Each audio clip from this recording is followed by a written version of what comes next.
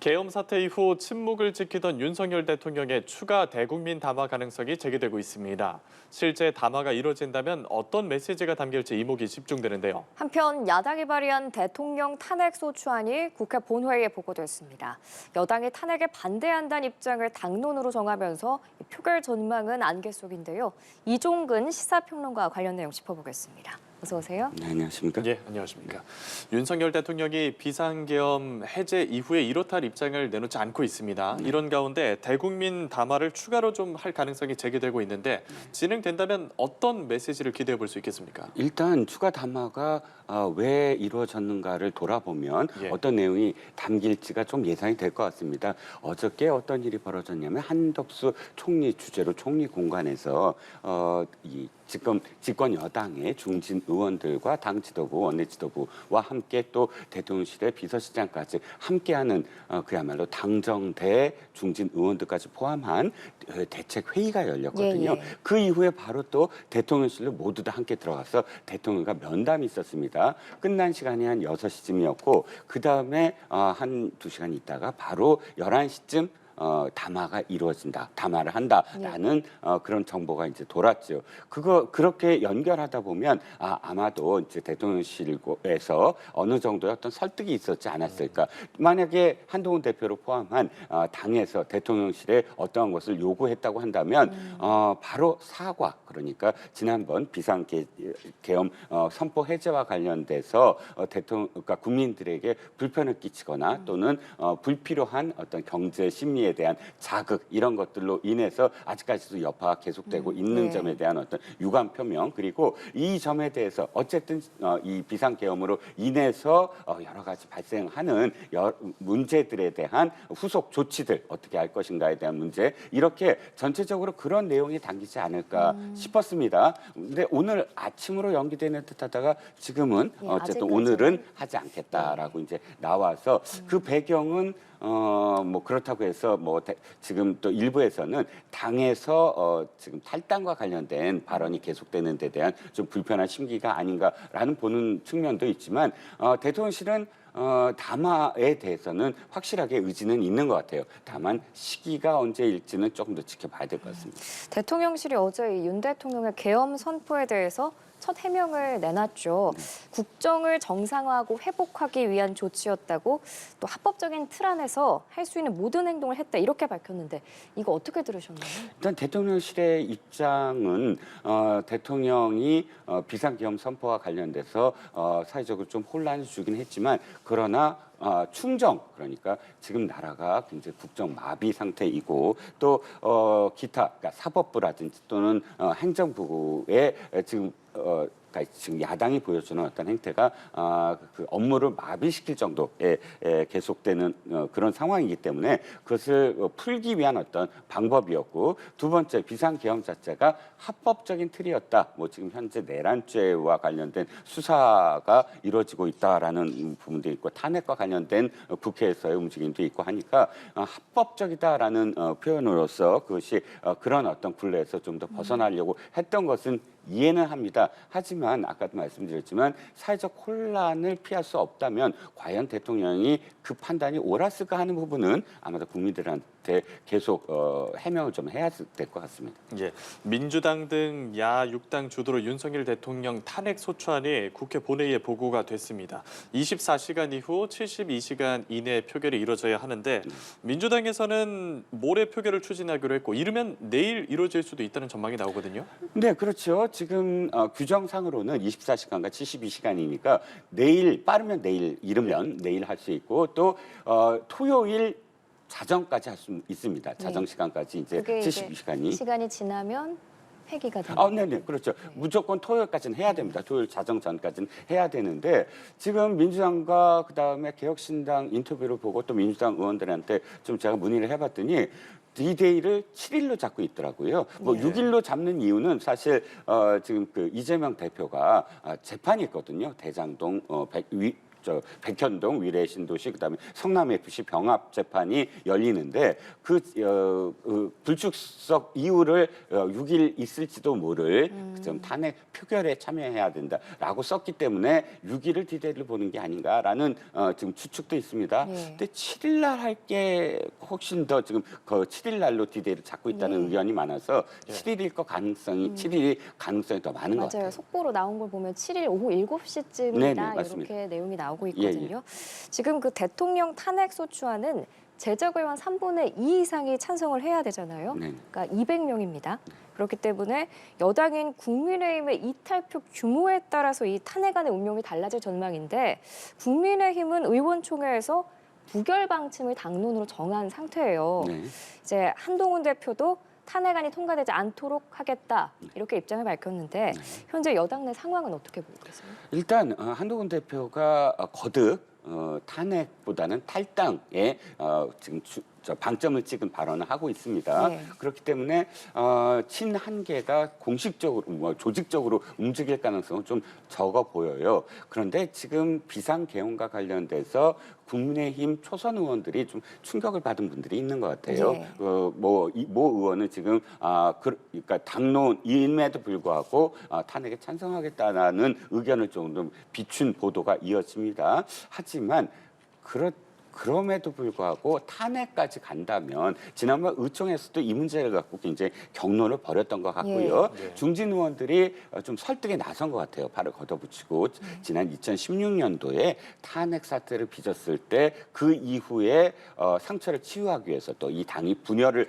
치유하기 위해서 굉장히 오랜 시간이 걸렸고 그 과정에서 대통령 선거, 지방 선거, 그다음에 총선, 재보궐선거까지 4연패를 하는 아픔을 겪었거든요. 네. 그러니까 탄핵이란 건 어찌됐든 상처가 남을 수밖에 없고 그것을 감당하기에는 지금의 상황이 녹록지 않다라는 지금 중진 의원들의 설득이 얼마만큼 또 먹힐 것이냐. 그리고 한동훈 대표가 지금 그 입장을 바꿀 가능성이 없어 보이고 마지막으로 한 가지 변수가 지금 탄핵 표결 이전에 대통령의 담화가 있을 것이냐 이게 또 변수일 것 같아요. 대통령이 태도를 좀 더 바꾸고 자신의 어떤 그런 그 잘못을 인정하면서 앞으로의 어떤 정부 운영에 대해서 소통의 그런 방침을 밝힌다면 그것이 이제 국민의힘의 일부 의원들의 어떤 이탈을 막는데 도움이 되지 않을까 싶습니다. 근데 이제 민주당이 7일에 대통령 탄핵 표결 추진하면서 김건희 여사 특검법도 재표결에 붙인다 이렇게 밝혔거든요. 이거는 여기서는 여당이 어떤 입장을 취할까요?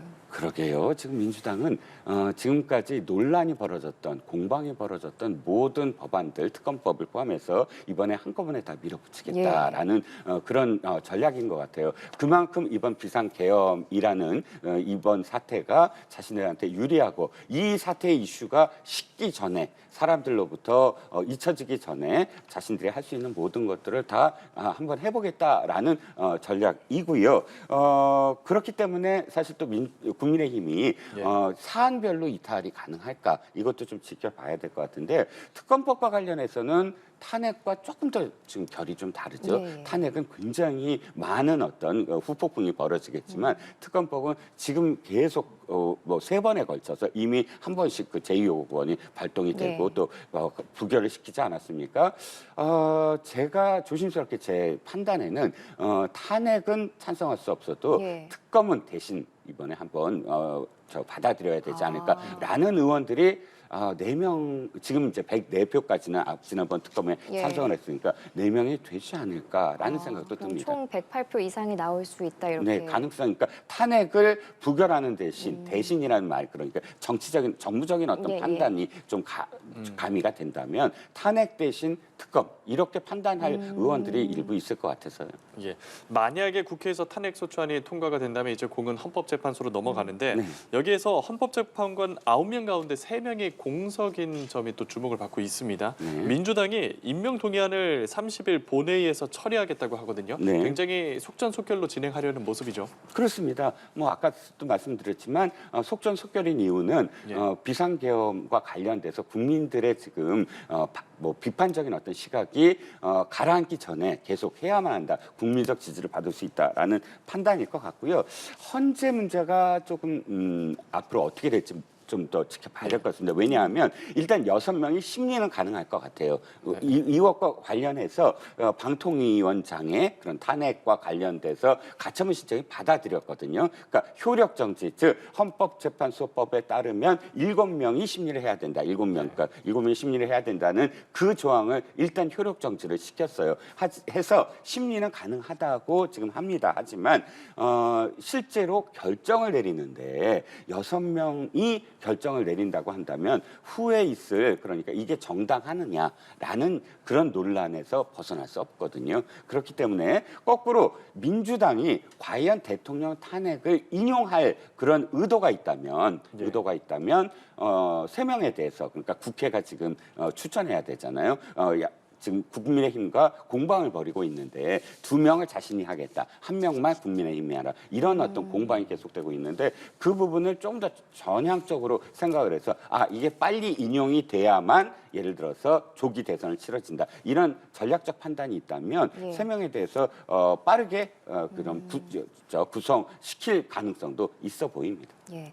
이재명 대표는 탄핵을 반드시 해내라면서 한동훈 대표를 향해서 역사적 책임을 다하라, 이렇게 압박 수위를 높이고 있습니다. 야당의 공세 수위도 상당히 높은데 계엄 선포가 탄핵 사유를 넘어서 이게 형법상 내란죄에 해당한다고 주장을 하고 있거든요. 지금 야당의 반응은 어떻게 보고 계세요?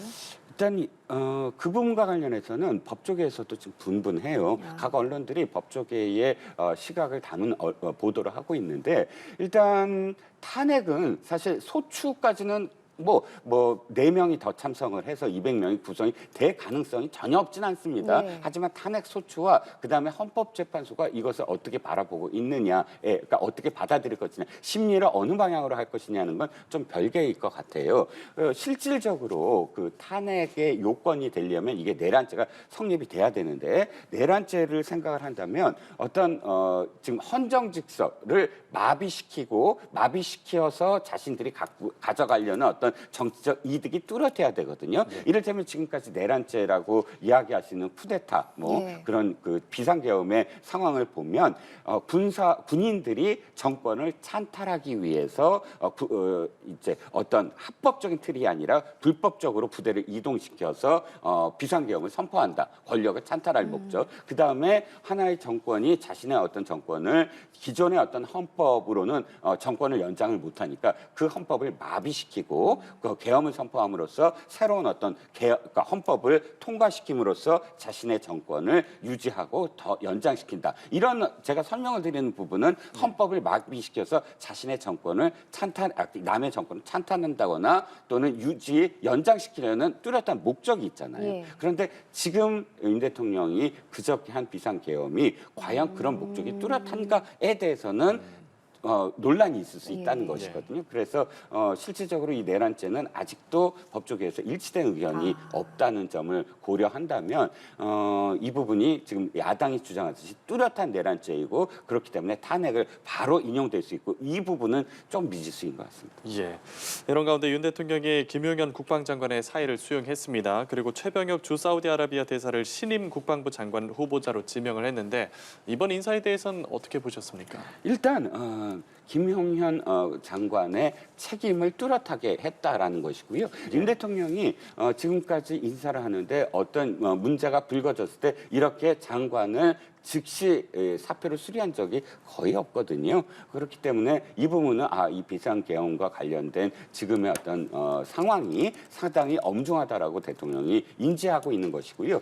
두 번째는 지금 연달아서 국방부 장관의 임명이 대장이 아니었어요. 별 넷을 단 사람이 아니라 별 셋 중장에서 멈췄거든요. 그것도 사실 군 내부에서는 대장이 되어야 되는 게 아니냐라는 시각이 있었는데, 이번 최병현 내정자는 별 대장까지 하고 또 한미연합사령부에서 부사령관을 역임했습니다. 지금 김병주 의원과 마찬가지죠. 그래서 그만큼 이제 한미 동맹에 대한 어떤 문제라든지 혹은 작전, 그러니까 야전 사령관의 경험과 실질적으로 작전의 경험이 있다든지 하는 부분에서는 상당히 부합되는 인물이다라는 게 군 내부의 평가입니다. 예, 지금 대통령실 실장들, 수석급 참모진, 그리고 국무위원 이 모두가 사의를 표명한 상황입니다. 내각이 총사퇴를 할 경우에는 정부가 아예 기능을 아예 못하는 마비 상태가 되는 건데 사퇴 수습은 어떻게 할 수 있을까요? 일단 비서실장을 포함한 대통령실 이 참모들의 지금 쇄신은 이 비상계엄이 아니더라도 목소리가 굉장히 높았잖아요. 예, 그 요구한 예. 건 뭐 김건희 여사의 어떤 라인 운운을 하긴 했지만 김건희 여사 라인이 아니더라도 너무나 오랫동안 대통령실이 누적된 어떤 실정, 국정 운영에 대한 책임을 져야 될 부분이 분명히 있었습니다. 그렇기 때문에 비서실과 관련돼서는 가장 먼저 왜냐하면 청문회를 거치지 않아도 되니까 이루어질 것 같고요. 내각까지 총사퇴를 동시에 한다는 건 대통령의 탄핵 인용만큼 사실은 국정이 완전히 마비되는 일입니다. 그렇죠. 아시다시피 전부 다 청문회를 해야 예. 되고요. 더군다나 총리는 인준까지 해야 됩니다. 그것을 한꺼번에 치러낸다는 건 있을 수 없는 일이거든요. 그렇기 때문에 일단 순차적인 그런 수순이 있어야 될 것 같아요. 즉 비서실과 관련된 인적 쇄신 그리고 지금의 상황에서 대통령이 담화를 하더라도 일정 기간 동안은 대통령의 국정 운영을 직접적으로 할 수는 없을 것 같아요. 그러니까 총리가 어저께부터 사실은 자꾸 나서서 기자들과 이야기도 하고 또 총리 공관에 전체적으로 불러서 회의도 하고 예. 하는 건 일정 기간 동안은 총리를 중심으로 한 국정 운영이 불가피해 보이거든요. 그런 의미에서라도 지금 내각 총사퇴는 좀 그러니까 순차적으로 이루어질 거다라는 생각이 듭니다. 예, 알겠습니다. 여기까지 계엄 사태 이후에 윤 대통령의 대국민 담화 가능성 그리고 각종 여파에 대한 의견 들어봤습니다. 이종근 시사평론가와 함께했습니다. 오늘 말씀 고맙습니다. 고맙습니다.